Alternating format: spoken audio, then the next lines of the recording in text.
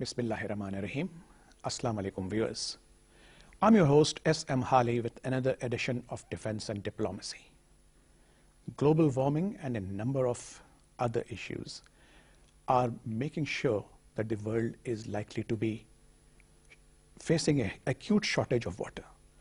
There are two major reasons for it. One, the rising population, which is expected that from the current rate of 7.3 billion, this is going to jump by 2025 to 8.9 billion, which means that the water stress, which is currently only 673 million, will jump to 3 billion.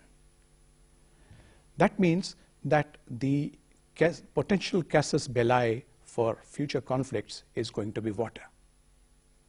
But to discuss the water issues, especially between India and Pakistan, and currently in Pakistan, we are honored to have in our studio today engineer Shamsul Mulk, who has been the chairman of WAPDA and has also served as the chief minister of the Khyber Pakhtunkhwa province. It's an honor to have you in our studio, sir. Thank you. We have with us engineer and Dr. Shaukat Hameed Khan, who is a renowned energy expert. Welcome, sir. Sir, the water shortage in Pakistan is likely to occur for a couple of reasons. One of them I mentioned was global warming, and then of course there's silting of the dams, and then also that our canals are not lined, so there is seepage. How do you look at it, sir? Well, Mr. Hali, thank you very much. It's a pleasure to be talking to you on this subject. You mentioned that in future the cause of international conflict, possibly leading to wars, would be water. And let me tell you that in the past, perhaps there has never appeared a time where different countries or different nations had to fight about a matter which pertained to life, because water is not a commodity like oil or anything else. They have substitutes. Water has no substitute. Water has to be in the form of water, because it is a subject which, it is a commodity which relates to life. So there is one aspect of it I just wanted to mention, that perhaps when the future people will have to fight with others, they will be fighting for life. They will be not fighting for resources. And that will be very, very important matter to know. Secondly, I was recently reading a report that was a few months back. It was written by a foreign consultant and not to be submitted to the government of Pakistan or to a provincial government, but to some other foreign agency. And it says that Pakistan's economic potential appears to be unlimited, given its geographical location, its human resources, and its climate. Water, however, appears to be a problem, the scarcity of which, the results of the scarcity of which are visible even today. And if this matter is not addressed soon, it would become a very major impediment in Pakistan's economic potential. That is very ominous. I'll just come back on this, sir.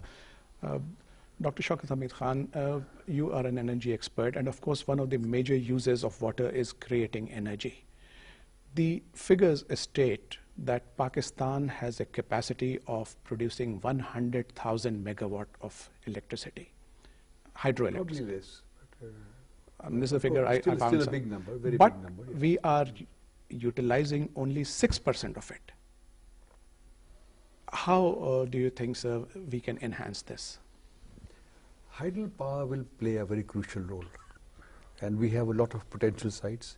The misfortune is that in the last 40 years, and Shamsul Mulk Saab knows this, and he's been pointing this out day after day, year after year, that look, we haven't built any major dam or hydropower program has not been launched in the last, no major dam has been built in the last 40 years.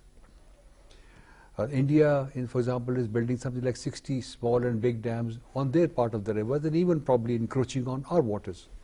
So there is a problem. Our problem of water and power is compounded by the fact that our dams are multi-purpose.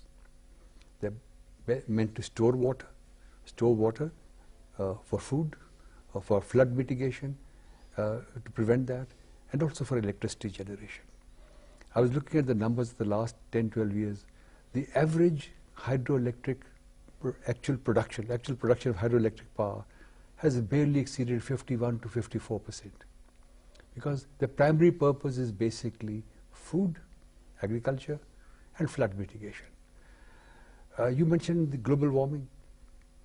Global warming is people talk about the IPCC model and so on, but they forget that in this area, South Asia, and Pakistan in particular, the models predict a 27 to 30% higher precipitation in the next 25, 30 years. So, but this is going to be that you cannot control the time, you cannot control the intensity. It's going to be very variable, intense at times, when droughts and intense rainfall. So when it comes to hydropower and pondage, here's another reason for us to build more water storage systems. Hydropower at the moment as it stands in Pakistan cannot give you 24/7 electricity. Base load available 24 hours a day, 7 days a week will have to come through let's say fossil fuels. We of course rely on oil and gas for 2/3 of our electricity generation. Coal has very little role in that. Hydro of course will play an important role. But hydropower stations take many years to build. Then there's another thing, Shamsul knows it very well. The great group of people, the teams that were built up in the 70s and 80s, water and power, when it was all a combined and integrated system of designing, managing, maintenance and planning and foresight, has been dispersed, has been broken up at the advice of the World Bank, I believe. They want to break up, they broke up WAPDA, then they want to go further extremes, local GENCOs and so on. So a new paradigm or framework is being developed, and that we have to be very careful that we don't lose what we have and are able to move into the next phase. But there's a major shortage of people. I see. So we need to concentrate on building the capacity of our human resource. To manage existing systems, to rehabilitate and upgrade them. A lot of work is required there. And then of course to plan for the future. Right. I'll come back to you on water management. Engineer Shamsul Mulk Sahab, there is a major player in the region, which is India. And we have a treaty with it, the Indus Water Treaty, according to which 3 rivers went to India and we enjoy the fruits of the 3 others. There have been, problems with India in the near past also, especially Baglihar and Kishanganga and this Neelam water project. How do you look at that, sir? I personally believe that we have lesser danger from India than we have from our own inactivity. I see. We are actually suffering in the matter of water, or we have a potential to suffer because of the self-inflicted wounds that we have done. It has not been from anywhere else. Well, in future, I can't say, but the situation is that it's just like an absentee landlord.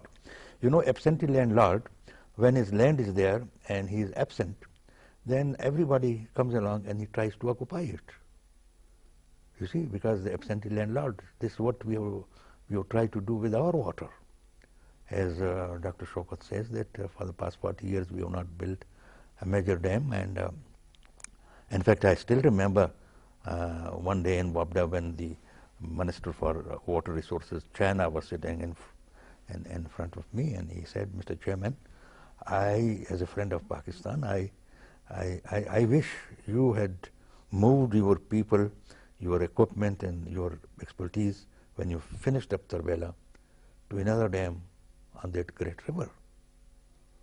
And I just told him, I said, well, we have not been able to do it in the past 30 years. What to think of having done it? Because there is a problem in Pakistan.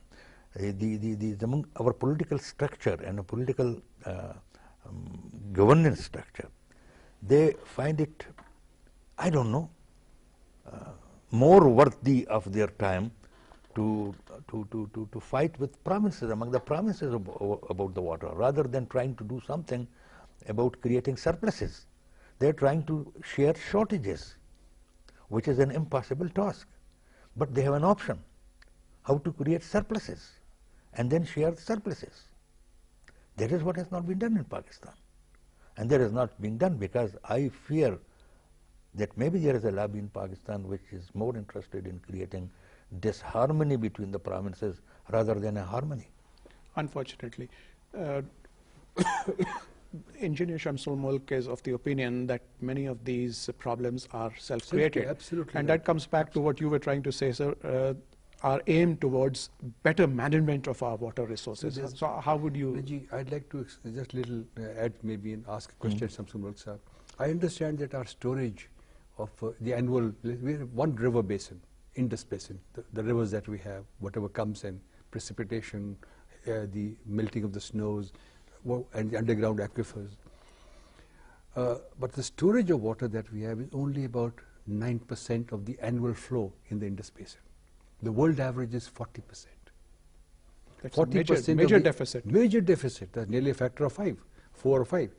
And the Colorado River, for example, Colorado Basin, Murray-Darling, it's what? I believe 3 years flow. 3 years flow of the river. 3 years flow is what is available. So in case of a severe drought or continuing for 2-3 years, they can fall back. You know, they can use the system. And how many thousand dams are in the state of Colorado? Well, China, I mean, I'm sorry, America has about 4,000 medium and large dams. China has 20,000 dams. You see, look at the countries which are the models of progress. Currently, let me forget about China, United States of America. Confine myself to the two very visibly progressing countries, China and India. What has India done? India has about 6,000 dams, small, large, and very large. Now, how many we have? 68 small dams and 3 large dams. Goodness. 31. And the Tarbela Dam has already lost 30% of its capacity in the last 35 years because of silting. That's what I mentioned earlier, silting as well as the canals not being lined. I'd like to invite your attention to something else, if I may. Hydroelectricity, we regard it as a perpetual source of water and electricity. This is not true. Over a 100-year period, it's non-renewable. It's not a renewable source. Like happened in Tarbela, the silting its capacity is going down. But because of this climate model, because of the higher precipitation expected, you should plan for it and get the dividend. Build your dams a little higher. Raise the dams that you have, like we did in Mangla. But we haven't done that properly. We should move fast on that part. Hold water back. There's a dividend available the next 20 years. So then coming back to another thing, we are very wasteful in our agricultural practices, the use of water. I did some calculations that for every 1 million tons of rice that we export, we have basically exported about a little less than 1 million acre-feet of water. Really? Yes. Now, why do we have to grow surplus rice, for God's sake?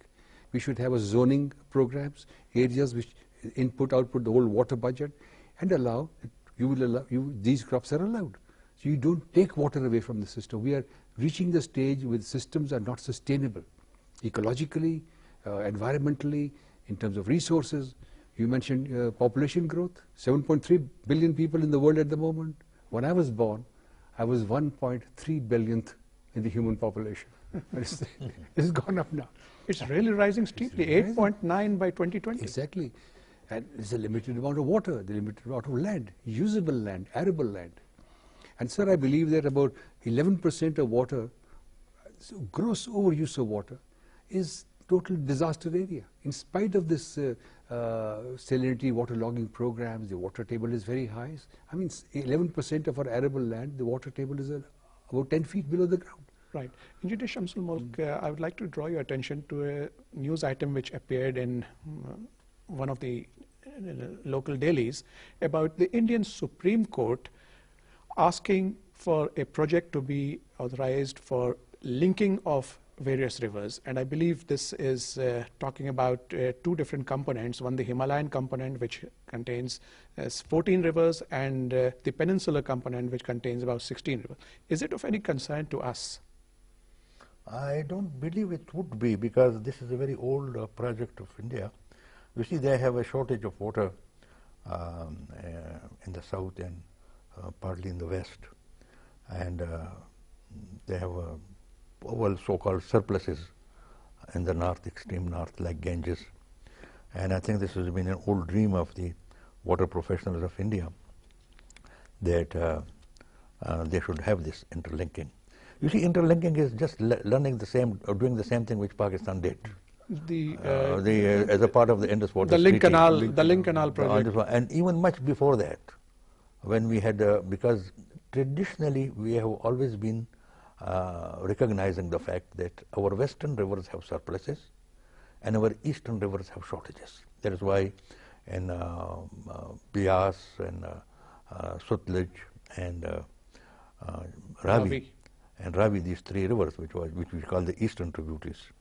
Now these three rivers used to have shortages, and that is why even before the independence, the Punjab Irrigation Department was thinking of building the Bakra Dam, and they had started building a Bakra Dam on their eastern rivers tributaries for the same reason of really storing the water. You see, the problem is our agriculture needs are between winter and summer is 1 to 2. This is the ratio. 1 in winter, 2 in summer. But our availability of flows is 1 to 4. 1 in the winter, 4 in summer. In the summer. So we have 4 instead of 2, and this creates a problem. And this is why we have been saying that store it there and then transfer it during the low water months. And that is what Punjab was doing even before that. So I don't think it should affect us. And I still believe, and I believe it is not that we should be totally and entirely sort of comfortable with the fact that nobody will do anything to our water, because the greatest danger is to us the mindset of an absentee landlord pertaining to our water. Point taken, sir. But Engineer Shaukat Hameed Khan, sir, you were mentioning a kind of a understanding vis-a-vis Afghanistan also, because the river Kabul flows from there. What is your opinion? From there, it contributes, I believe, about 23 million acre-feet of water to our... About 18 to 20. 18 to 20 and million. India is building the Sarobi Dam for them. Sarobi Dam plus another dozen sort of medium, smaller dams. Power, but of course there will be ponders. You can't generate power without storing water. So there is tension in the area. There is tension between Pakistan and Afghanistan. We should be alert to that. There is tension between the Indians and Bangladesh and Nepal and Bhutan. Very serious problems. In fact, this linking project of India of the rivers is going to directly affect Bangladesh. Absolutely. The fears are that something like 50% of their land will become saline. You know, there's no fresh water coming in. The Brahmaputra is diverted. So the Farakka Dam, you remember, back in the 60s and 70s, that was already choking off waters into Bangladesh, and now this diversion of the Brahmaputra will have a problem. So you opine that there is a need to have an understanding with Afghanistan to make sure that the tensions don't rise. We have to work together.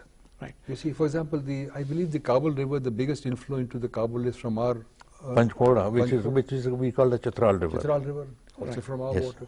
So if the upper riparian tries to act funny, then the upper riparian can act even more funny. So there has to be a larger picture, a longer period. One has to understand their requirements. If we like to have a win-win situation, we get together and sort things out. You see, let me say something on this issue of Kabul River. I have believed, and I very sincerely believe in it, and sincerely and strongly believe in it, that the giant development of Kabul River for its entire basin between Pakistan and Afghanistan should be conceived as a part of, as a very major and important instrument for creating a strategic accord between the two countries. Let me tell you, Afghanistan position in this case will be very simple, which no arbitrator in the world will be able to deny. They say, sir, Pakistan is throwing 30 million acre feet of water into the sea. My development will only take 1 million acre feet out of that. Why should it affect them? If we have not committed that water, and they say my water just enters in this river, and this water goes straight to the sea, and that is what it is. Now, if you had Kalabagh Dam, you at least would have at least one point. Well, I have some interest in Kabul River waters because it pertains to the filling of my reservoir. Right. You could do that. But you see, the same mindset, attitude which I have told you about the absentee landlord, that is creating problem for us. And this is what I said to you is, to me the danger is not what someone else will do to us. The danger is what we inflict will upon do to ourselves. Right. As a last point, sir, what about allaying floods? I mean, in the last 2 years, 2010 and 2011, we have seen tremendous floods because of the monsoon, unprecedented monsoon. And then most of this water went waste into the Arabian Sea. What could we have done to make sure that this water could have been stored and there was less danger from the floods? Yes, many things. I mean, mixed up together, the social situation is also involved. People are, because our rivers do not flow perennially, so what happened, people are moving into the areas where the rivers used to flow. When these flash floods occur, which will happen with more frequency because of this global warming, then people will be affected. But I would like to say that you still have to send water into the sea. We need a minimum flow of water to, people talk of 10 to 15 million acre feet throughout the year. Now, finally, the figure is, which has been approved, conceived by the international panel of experts for this, is 5,000 cusecs round the year, and that 5,000 cusecs round the year will make it about 3.6 million acre feet for the year, and then 5 million acre feet during the flood season. Okay. So it's about 8.5 million acre feet. This has to flow into the sea. It cleans up our rivers. Yes. In the case of India, the problem is the polluting of the rivers is enormous because of religious practices there. The Ganges, of course, is old plans going on there, old problems there. But you're right what you said at the beginning. There is an acute water shortage looming for this part of the region. Right. So we have to plan for it. Right.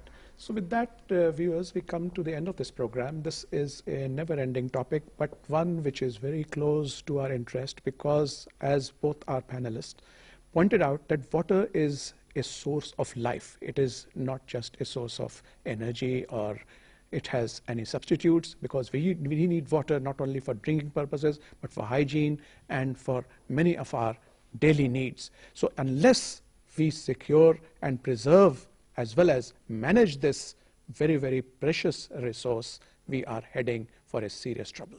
I would like to thank you, Engineer Shamsul Mulk. I'd like to thank you, Dr. Shaukat Hameed Khan. And viewers, keep watching us and also send us your comments. Hope to see you next week, inshallah, with another edition of Defense and Diplomacy. Allah Hafiz.